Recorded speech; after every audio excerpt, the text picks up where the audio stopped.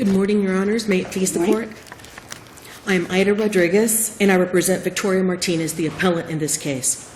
Thank you for allowing us to be heard on this matter. If I may, I would like to please, Your Honor, reserve 2 minutes. Thank you. We are here, Your Honors, asking that this Court apply its holding in Sparks' book and Allstate v. Flores and grant Ms. Martinez a new trial on damages. This case involved an 11-year-old child who was a backseated passenger in a vehicle driven by her... There was a lot of evidence upon which the jury could conclude that your client was not injured in this accident. Correct? I'm sure you're going to say incorrect, but isn't that true? Your Honor, the jury did not hear the entire truth. Well, you're saying so that the evidence sustained the verdict. You're saying your only issue is the admission or rejection of certain evidence, correct? Well, and also the entitlement to recover for the diagnostic testing to determine whether or not the complained of injury was associated to the accident. At a minimum, Your Honor. Let me ask you about Yes, the ma'am. diagnostic testing. Did it exceed the 10,000 PIP coverage? The diagnostic testing that took place at the hospital, Your Honor, did not. Wherever. Yes. Whether it was hospitals, doctors, whatever. I All of believe- the diagnostic testing that was done to determine whether her complained of injuries were as a result of the accident. Your Honor, I believe that it did exceed that, especially with the fact that the doctor testified, Dr. Nucci, that the procedure that he performed on her was diagnostic in nature. The injection that he performed. Well, the that's not 6 years- diagnostic. That's treatment. That's treatment. The diagnostic testing, any MRIs, the examinations, whatever was done to determine whether her complaints were related to an injury and that the injury was related to the accident. Because that's what diagnostic testing is all about under this coverage, correct? Yes, ma'am. He did testify that in the manner in which she would react to the procedures would let him know if it was a facet problem versus a disc problem. That was he said that on the video. That's illogical to me, that you treat someone, you inject them in their spine to determine whether that's going to be helpful or not, and if it isn't helpful or not, that will determine, what the nature of the injury is? That doesn't make sense to me. Only to determine, Your Honor, whether she had to have the discography. That her reaction toward the procedures would, and I'm saying that, Your Honor, because I don't want to mislead the court with regard to the $10,000. I'm just, my question is, what evidence was before the jury? Was there evidence before the jury that the diagnostic testing exceeded the $10,000? Or that any of the, it wouldn't be before the jury, obviously, but is there any evidence that you're aware of that any of the diagnostic testing was not paid for under her PIP coverage? Because if that's the only grounds for reversal, because I understand Sparks' books, but if that's the only grounds for reversal, if the amount is less than $10,000 or it was already paid, then there's no, and that has to be set off by any award for the diagnostic testing, then you're not entitled to a new trial on that issue. Oh, but Your Honor, that is what is most concerning about this horrible error. Did you ever Yes, sir. did you ever ask for the jury that says, well, at a minimum, we're entitled to the amount of the diagnostic testing? Did you ever say that? Well, certainly the defense said that in closing argument, Your Honor, that it was reasonable to award them the diagnostic testing at the hospital. And what Did you say that you must, it's a practical matter, give us at least that money? We did not, Your Honor, but we did ask for the jury to be sent back before they were discharged with the instruction. You did ask for We did ask for the jury to be sent back, Your Honor, when they came back with a zero. Yes. We said we discussed it, and the judge agreed. Like you said, Your Honor, the judge agreed that they were entitled to some medical bills. But See, that's what I think is so... It appears from the record that it's far less than the $10,000, but I'm unclear.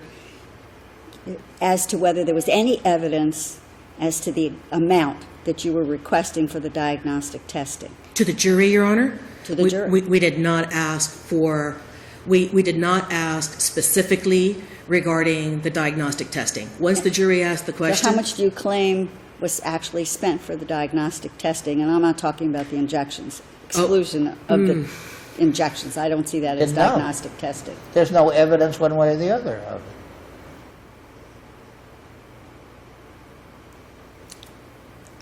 I would have a hard time asking you to speculate on that, Your Honors. I have a real problem with the fact that had the jury not been misled, had the jury not been confused, in what respect, even 37 just a cents in minute, pain and in suffering. what respect was the jury misled? The only issue that, the other issue that you've alleged is not that the jury was misled, but whether or not the trial court improperly, or whether, I don't know, the trial court, but whether right away improperly elicited testimony regarding the financial worth of the company. That didn't mislead the jury. You're just saying that Yes, Your Honor. it inferred something to the jury. Yes, Your Honor. When they asked, that was my issue. How many employees do you have, or did you Right. have? And You're then contending. How many do you have now? You're contending that's the introduction of financial worth of the company? Absolutely. We felt that that was fundamental error. We felt that that was fundamental error Because because it it was struck at the unobjected heart of to. our case, which was compensatory, Your Honor, not But punitive who- damages. Which side gained the advantage of this? I'm not sure what you were saying. The defense gained the advantage because it was poor It was so, mouthing. it was so He came across as fundamental that poor- nobody objected to it, correct? Oh, yes, Your Honor.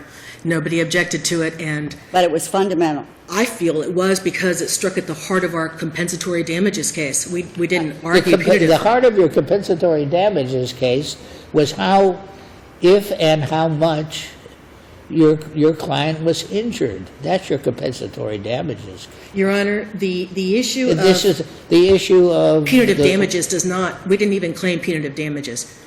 And that issue of worth is for punitive damages. It does not belong here. Do you have anything remotely close that suggests that this requires a new trial? Absolutely, Even though Your there was Honor. no... Sure. Allstate v. Flores, Your Honor, said in that case that there was no testimony that said that the diagnostic testing was unreasonable. That's another matter entirely. We're not talking about that.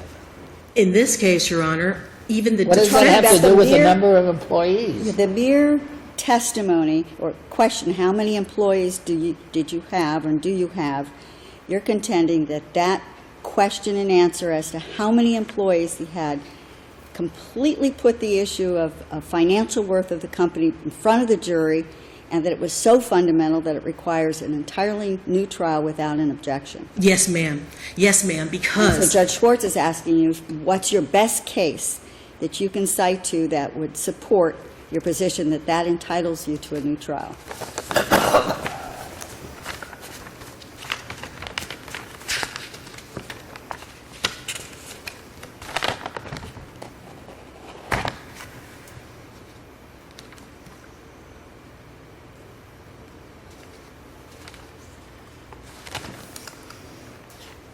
Excuse me, Your Honor. That's okay. You really cited have it in my only brief. you have 2 minutes left for your rebuttal. If you wish to look it up, while Certainly. opposing counsel is Thank you. speaking, that might be a better use of your time.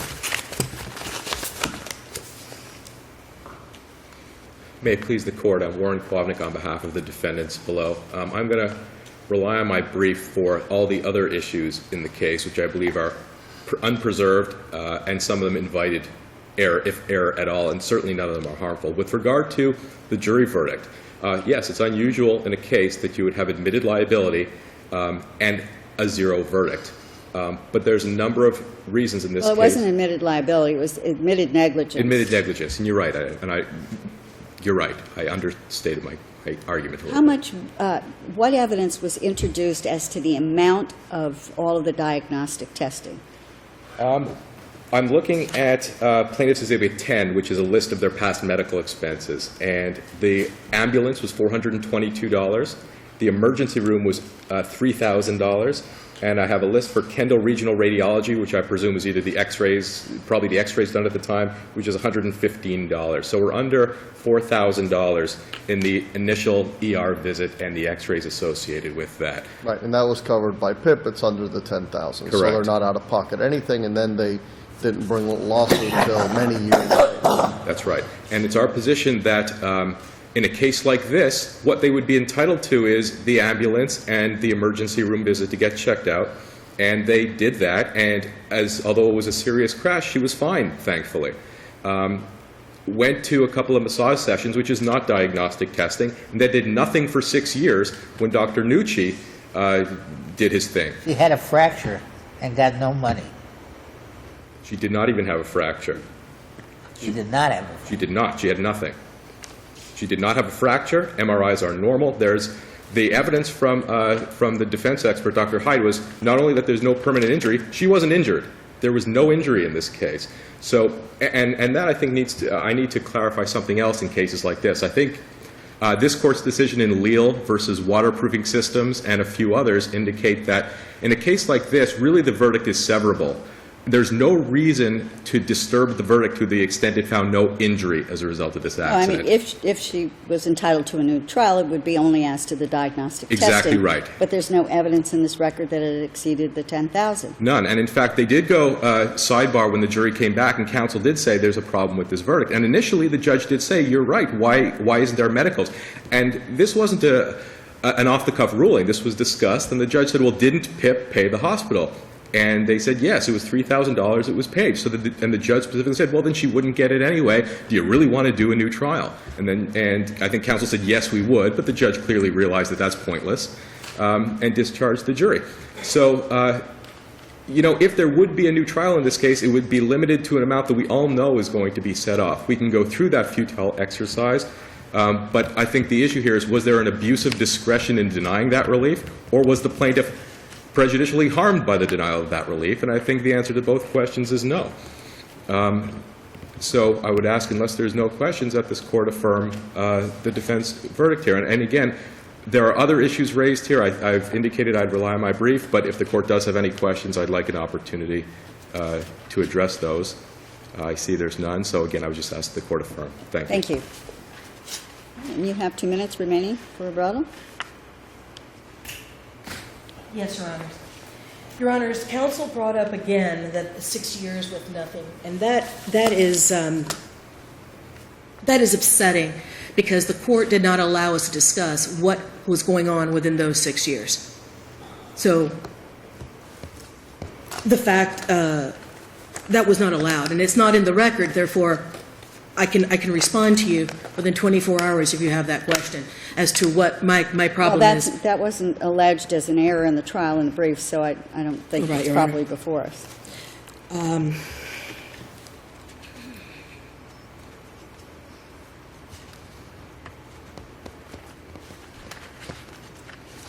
In Rinaldi versus Aaron, Your Honor, the Supreme Court case, it states that if defendant's financial worth is meager, it would be to his advantage to introduce such evidence in order to mitigate the damage award. As well, Your Honor, in Saka v. Saka, a compensatory damages were the only issue. This was error because it goes to the foundation of the case and is fundamental. That is what I based my issue on, Your Honor. It was fundamental harm. It was poor mouthing, and they asked him, how many employees do you have now? And he said 0. But it was not in the record, Your Honor. But we did not bring up the. How does that infer financial capability of paying a damage award by the number of employees that you have? The business could be making lots and lots of money, but you don't require a lot of employees to do that necessarily.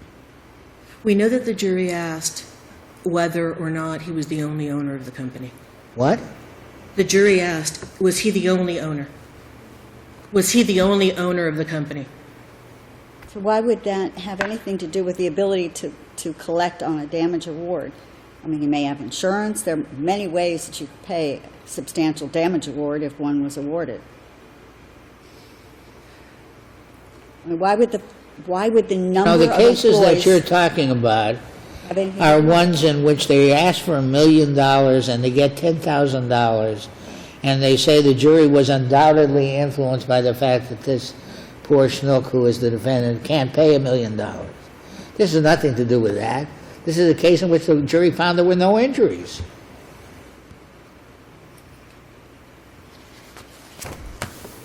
In Allstate, Your Honor, you stated that there was record evidence, the correctly notes that there was record evidence to support the jury's conclusion that plaintiff's injuries were not caused by the subject accident. However, no evidence was presented that any of the diagnostic tests that were performed were reasonable or necessary to determine whether the accident caused the plaintiff's complaint of injuries. Thus, we agree with the trial court that Sparks' book controls. In this case, Your Honor, the defense expert stated that it was reasonable for the doctors to go ahead and say that she could limit her bending. Counsel, there is no evidence of any, and evidence unrebutted to the contrary, that these claims were under the PIP limits. It doesn't matter. You're not entitled to the money. But Your Honor, no, Your Honor, no. The jury considered extra record considerations. They asked about insurance. That wasn't in the record. What extra record? The jury asked whether insurance paid for the bill at Kendall Regional Hospital and whether they paid for the ambulance. That was an extra record. And what was the jury told in response to that question? The judge was silent. She said, "I can't answer that." And we were precluded, Your Honor. And ma'am, you don't raise any point in appeal. Oh, Your Honor, we were. Yes, we did raise that point, Your Honor. We raised the point that all the right, judge... now that you've raised the point, what's the error? Your Honor, she violated her discretion in the Morgan case. The Morgan case, it said that trial judges must... She violated her discretion in telling the further jury that she couldn't answer when that's the law? No, she should have... No, Your Honor, she could have... Trial judges must have discretionary power to further explain or define their instructions if the jury is confused. Did you ask her to? Your Honor? Did you ask her? We did ask her to send the jury back before they were discharged. We did, to explain this.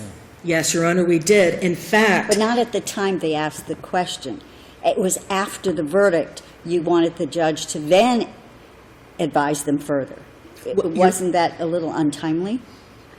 You wait to the verdict and then say, oh, and by the way, Judge, would you go back and explain all of this to them? Your Honor, at the time that the jury asked the question, if you didn't think the judge's answer was sufficient enough, that's the time to object and ask for something additional to be told to the jury. You know, Your Honor, the judge motioned to us and said, I can't answer that, she said. And then she motioned. Counsel, and we said, we can't you had answer what that. you thought was a very good case, I'm sure.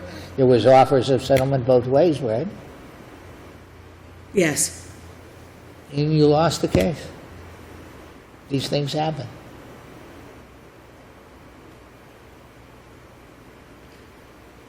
And so in summary, have you used up your Yes, time? Your Honor. We feel that there was a question that was asked that was outside the record.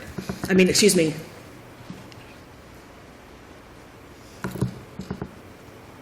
You got me there, Judge. It's okay. You believe that the question regarding the number of employees inferred the financial worth of the company, and you believe that it was fundamental error. Right, Your Honor. The defense expert said that it was reasonable for the things to have been done that were done to her.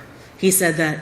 And then that was after her pediatrician's visit. The jury was misled also by the way that the pediatrician's records were explained. It was just, and I've got to tell you, Your Honor, I feel that the loss was because the jury was misled. I feel that there was an extra record consideration, and when the judge said, I can't answer that, and she motioned to us, and we were bound by an order in limine that we could not discuss the PIP. I mean, we feel that the judge should have addressed the court. She could have addressed the court and clarified it that they should not have considered insurance. Thank you very much. Thank you, ma'am. And the final